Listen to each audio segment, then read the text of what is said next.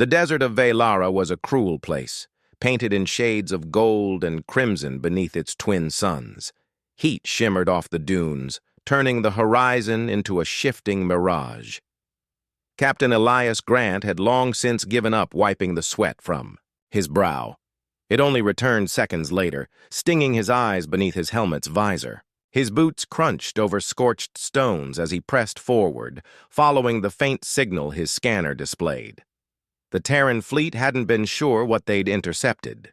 The transmission was fractured, broken by static, and encoded in an alien dialect few linguists recognized. But the tone, that panicked, desperate pitch, was universal. Elias had heard it before, too many times in too many war zones. A plea for help, slavery, pain. The kind of suffering humans never turned away from if they could help it. He crested another dune, and there it was at last. A caravan of slaver skiffs crawled across the sand, sleek vessels of dark alloy bristling with mounted weapons. Around them trudged captives, bound in chains that glowed faintly with suppressive energy. Their heads hung low, steps heavy and reluctant, like beasts being led to slaughter. Elias felt his jaw clench. Humanity had known war, famine, and cruelty in its own history. But slavery, that was a line burned into their collective memory, one they refused to tolerate when they found it in the stars. He signaled his squad with a sharp gesture, and his Marines fanned out across the ridgeline, weapons ready, but his eyes caught on one figure among the captives, and the rest of the world seemed to blur. She was different. Taller than most of the others, her posture rigid despite the collar clasped at her throat. Her skin shimmered a deep silvery blue beneath the sunlight, marked by faint patterns that almost looked carved, like natural etchings of crystal across her arms. Her hair, long and black as obsidian, spilled over her shoulders, framing a face that radiated both defiance and weariness. Her eyes, brilliant violet, sharp and unyielding, locked on him across the distance. Even in chains, she looked more like a queen than a prisoner. Elias raised his rifle and took the shot. A plasma round hissed through the dry air, slamming into one of the caravan's mounted cannons and sending it spinning in a shower of sparks. The slavers shouted, scattering for cover, but before they could regroup, the desert exploded with gunfire. Terran Marines unleashed disciplined volleys, cutting down resistance with precision. The sand filled with smoke and screams, the smell of burning metal mixing with scorched air. The battle lasted less than 3 minutes. The slavers, unprepared for an elite Terran strike team, fell quickly. Survivors dropped their weapons and fled into the dunes, leaving their captives behind. When the dust settled, the Marines rushed to release the prisoners. Chains fell, one by one, until only the tall, silver-skinned woman remained kneeling in the sand. Elias approached cautiously, lowering his rifle. She did not flinch. She did not beg. She simply watched him, those violet eyes burning with something he couldn't quite place. Hope, maybe, but also expectation. The collar at her throat glowed faintly, humming with alien energy. Unlike the others, hers seemed more complex, its design intricate and almost ceremonial. Elias crouched down, his shadow falling across her. "Easy," he murmured, though he doubted she understood his words. He reached out, gloved fingers brushing the device. To his surprise, it reacted instantly to his touch, the glow flaring once before the lock released with a sharp hiss. The collar fell away, landing in the sand with a dull clatter. The woman's breath caught. Her eyes widened, her lips parting as though she couldn't quite believe it.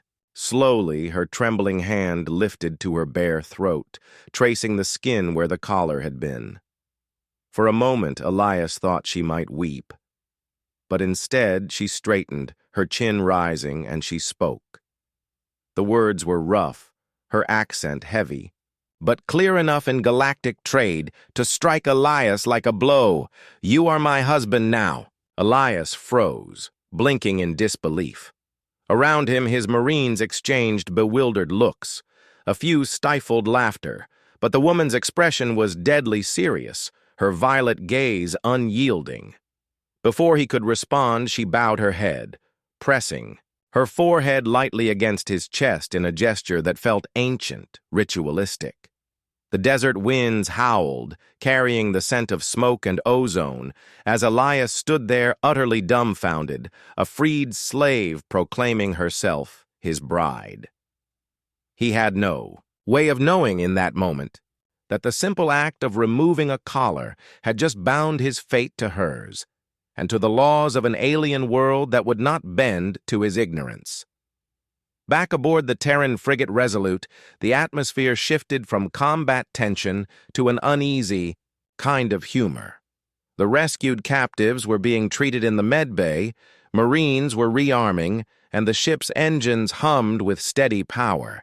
Yet all Elias could feel was the weight of those words still ringing in his head.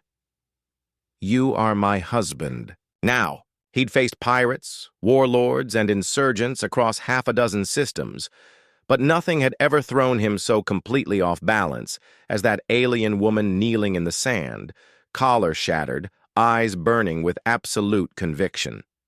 Now she sat across from him in the briefing room, posture regal despite her torn garments. The violet in her eyes seemed sharper in the ship's cold lights, her expression unreadable. "My name is Sarana Vayleth," she said at last, her voice rich and steady. "First daughter of House Vayleth, rightful heir to the crystal, spires of Valara." Elias blinked. "So, your royalty?" "Was," she corrected, though her chin lifted with defiance. "Until the slavers took me.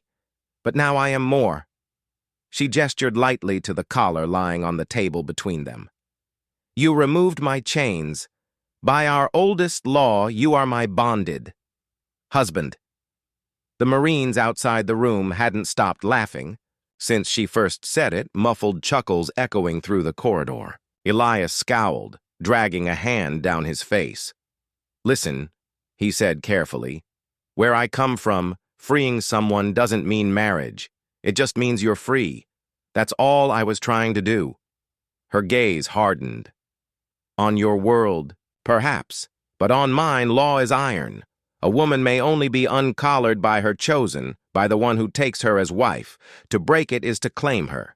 There is no undoing." The words landed like chains on Elias's shoulders. He opened his mouth to argue, but the door slid open and Lieutenant Ramos, his cultural officer, stepped inside with a data pad. His expression was unusually grim. "I checked the archives, Captain," Ramos said. "She's not exaggerating. The Valarans have a ritual law that goes back thousands of years. Breaking a bonded collar is the final act of a marriage ceremony. Once it's done, it's binding in the eyes of their people. Refusing it would be seen as dishonor. Worse, it would dishonor her." Elias groaned. "You've got to be kidding me." Ramos shook his head. "Not even a little. The clans of Valara would consider it an insult of the highest order. You'd basically be rejecting her in public, and by their standards, that's grounds for blood feud." Sarana leaned forward slightly, her hands folded with perfect composure. "You see now, the law is not a jest. What is done cannot be undone." Elias stared at her, searching for any crack in her confidence. "And you're fine with this? You're not angry that some stranger just claimed you without knowing the rules?" For the first time, her expression softened. A hint of warmth lit her eyes, though her voice remained steady. "Why should I be angry? You did not act for gain. You acted out of honor. I watched you. You risked your life against armed slavers, not knowing who I was. You fought for those who meant nothing to you. That is the kind of man my people dream of choosing. That is the kind of husband I would wish for." Her words hit him harder than any plasma bolt. Elias felt his throat tighten, though he forced a weak laugh. "Lady, you don't even know me." "I know enough," she replied, calm as the desert stars. The silence that followed was heavy, broken only by the distant thrum of the ship. Elias rubbed the back of his neck, staring down at the collar on the table. a piece of alien metal, no larger than his hand, that now carried the weight of a world's law. He wanted to tell her it was all a mistake, that he had no intention of binding himself to someone he'd known for less than a day. But when he looked up and met those violet eyes, he couldn't bring himself to say it. Serana didn't look like a woman tricked by circumstance. She looked like someone who had already chosen and who was daring him to deny it. Outside the door, more muffled laughter erupted, followed by a Marine whispering loudly, "Congratulations, Captain. Didn't think you'd find a wife on this deployment." Elias pinched the bridge of his nose, muttering, "I am never living this down." But deep inside, beneath the frustration and confusion, a thought stirred that he didn't dare voice aloud. From orbit, the planet shimmered like a jewel. Crimson deserts and sprawling crystalline structures glittered under its twin suns. Cities rose from the ground like colossal shards of amethyst and obsidian, glowing faintly as if alive with the planet's heartbeat. It was breathtaking, but Elias barely had time to appreciate it. His mind remained on the weight of the collar and on the violet-eyed woman seated beside him in the shuttle. Serana Vayleth carried herself like a warrior, despite her recent captivity. She wore a ceremonial robe provided by the Terrans, yet the way she sat, straight-backed, chin lifted, made her look like she belonged on a throne.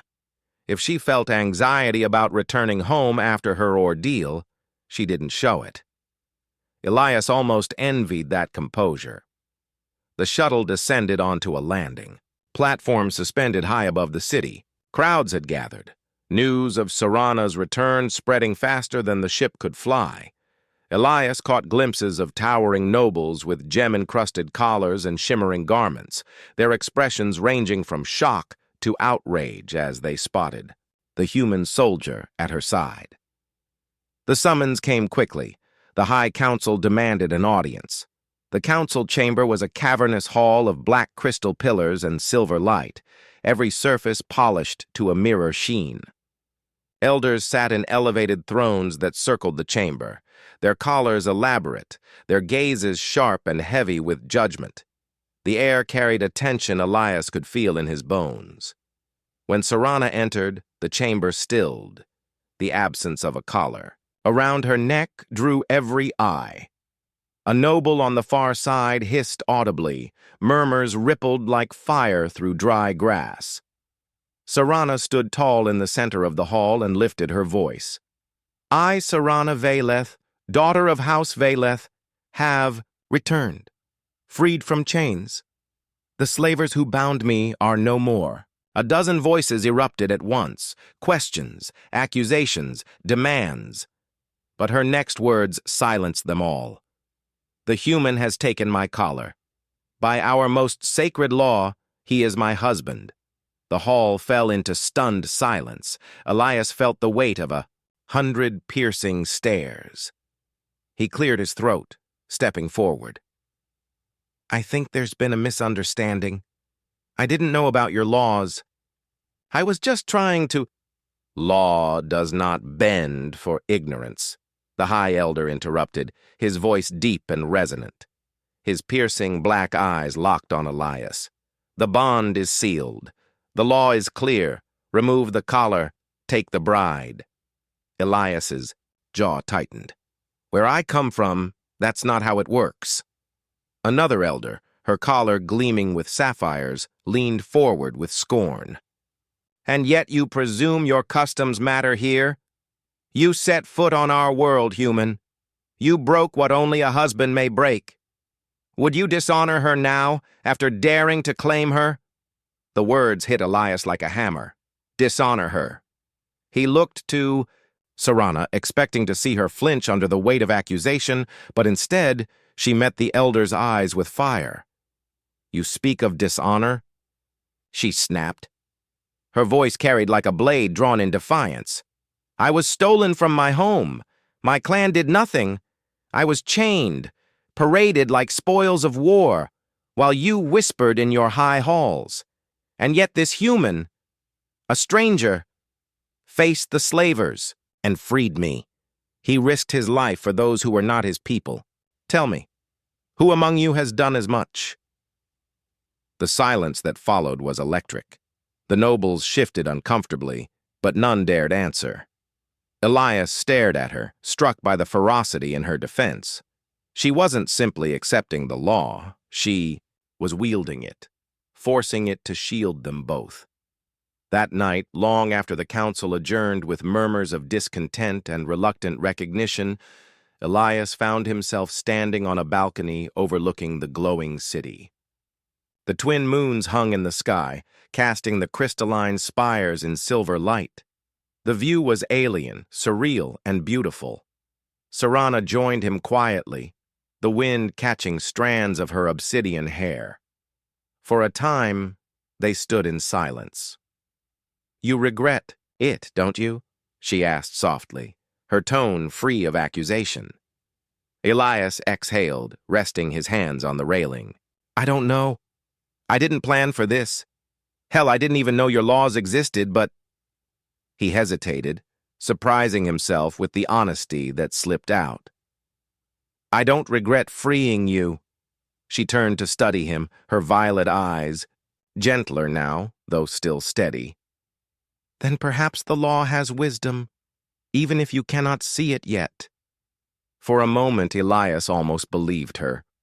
Almost. But he couldn't shake the unease crawling through his chest. Serana might have declared him her husband, the council might have bound him by law, but deep down, Elias knew there would be more challenges ahead. Velara's nobles weren't finished with him, and neither was fate. The council of Velara had not been satisfied.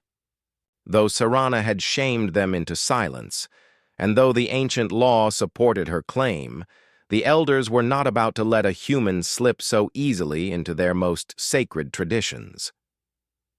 Thus the decree came. Elias and Serana must undergo the trial of bond, a test as old as Velara itself. Ramos explained it to Elias aboard the Resolute. "It's not just ceremony, Captain. It's a combat trial, meant to test whether a pair are truly bound in heart and spirit. They fight illusions crafted by Velaran war priests, creatures drawn from their deepest myths. Fail, and the bond is void. Succeed, and the bond is unshakable in the eyes of their world." Elias scrubbed a hand across his face. "So if I lose, they'll annul this marriage mess?" Ramos gave a grim smile. "Lose, and they'll annul your heartbeat too. The trial doesn't go easy on outsiders." When Elias told Serana, he expected anger, maybe even fear. Instead, she looked almost relieved. "Good. Let the trial decide. If you falter, the bond was never real. But if we succeed, the galaxy will know the truth." The arena was carved into the heart of a crystalline canyon, its walls shimmering, with runes that pulsed faintly as the war priests took their places. Hundreds of nobles gathered in the stands, their gemmed collars glinting under the suns. The air carried the weight of ritual, and Elias felt every eye on him as he and Serana stepped into the circle of engraved stone at the arena's center. The High Elder's voice thundered, "Let the bond of fire and steel be tested. If their spirits are false, let them be consumed.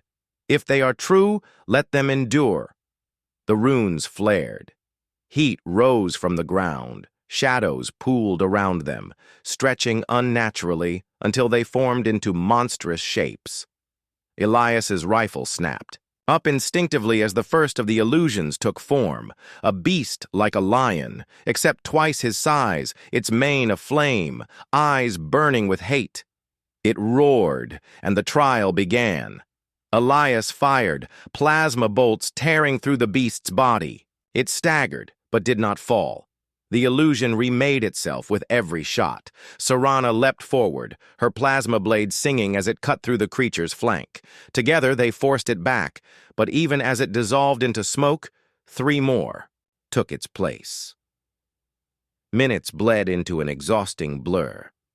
Serana moved like flowing steel, her blade an extension of her will. Elias covered her with precise fire, each shot clearing her path.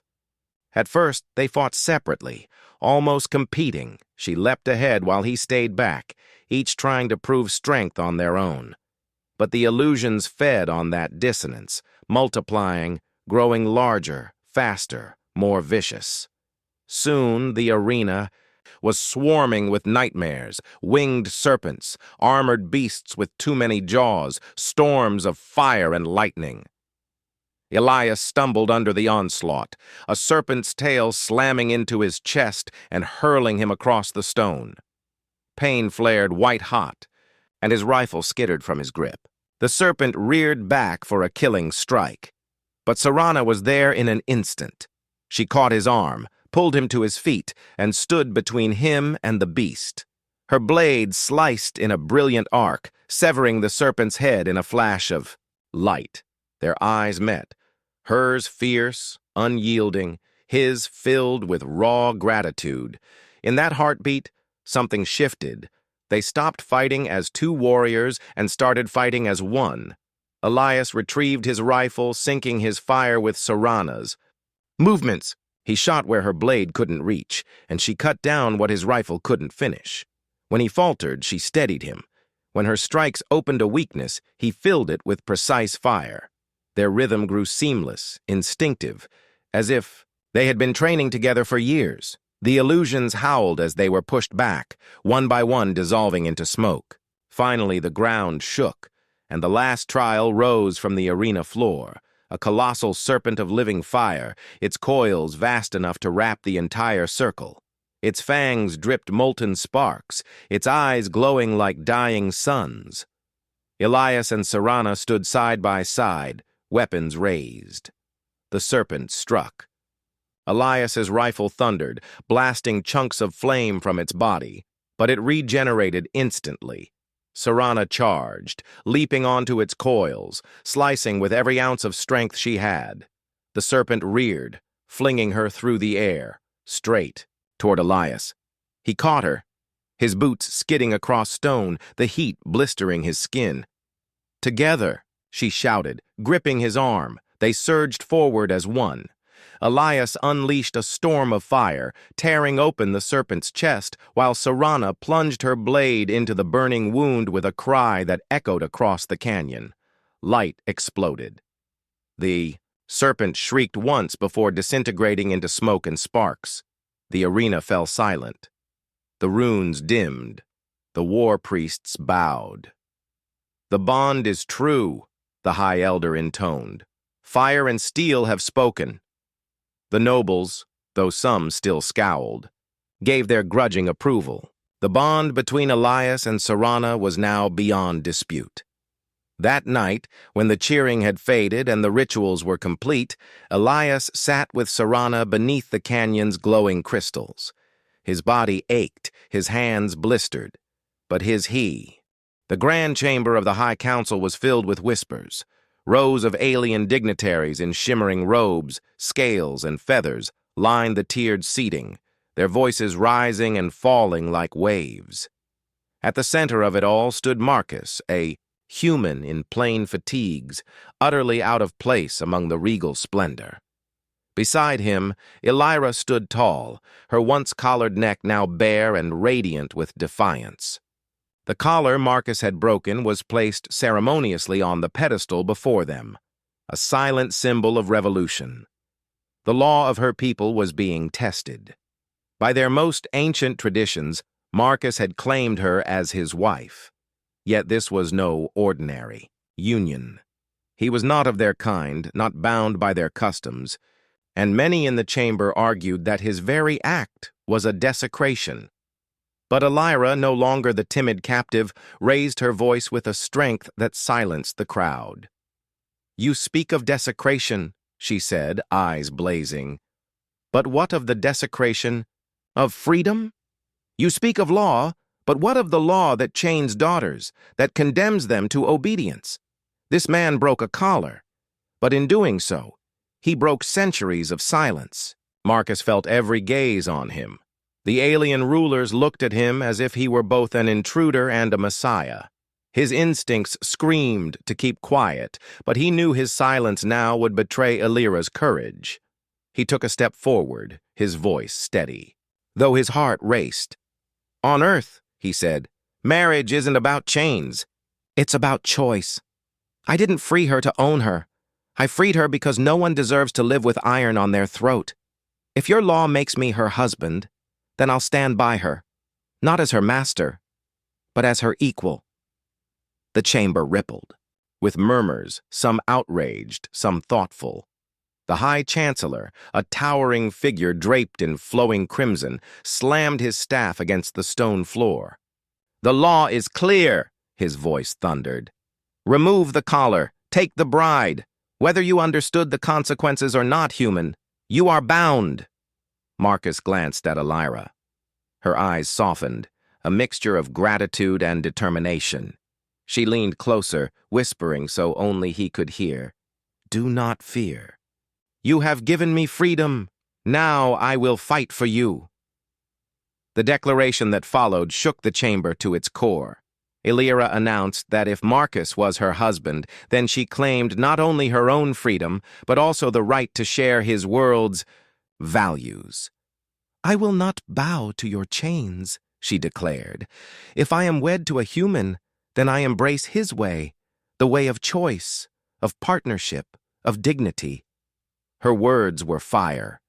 Young nobles and servants in the gallery rose to their feet, some tearing at the collars around their own necks, others crying out in support. The law, meant to bind Elira into silence, had been turned into a weapon of liberation. The High Council could not contain the uproar. The Chancellor, though furious, realized the truth. To deny the law now would expose their hypocrisy. The ancient code was absolute. If Marcus had freed her, then she was his bride, and her words carried the weight of that union. In the days that followed, whispers of rebellion spread like wildfire. Collars were broken across the cities, slaves refusing to bow, women demanding the same right Elira had claimed. Some rulers tried to crush the uprisings, but they found their armies divided. Too many soldiers had been inspired by the sight of a human who dared to stand against tradition. For Marcus, the change was overwhelming. He hadn't planned to be a revolutionary or a husband to an alien noblewoman. But every time doubt gnawed at him, Elira was there, steady as stone. She would take his hand in public, unashamed, declaring before all that they were equals.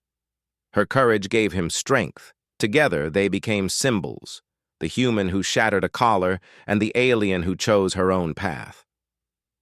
What began as an accident of law had become a union of two worlds, bound not by chains, but by defiance. The story spread far beyond Elira's planet. Other species heard of the human husband and the law he had twisted into freedom's banner. The galaxy, long used to order and submission, trembled at the thought that humanity's strange ways might unravel their old traditions. And so it was that Marcus and Elira stood not just as husband and wife, but as the spark of something greater. A marriage born of chains had forged a rebellion of hearts. For the first time in her world's long history, the people could imagine a future without collars. And for Marcus, the lesson was clear. Sometimes the smallest act, lifting a shackle, breaking a chain, could change the course of entire civilizations.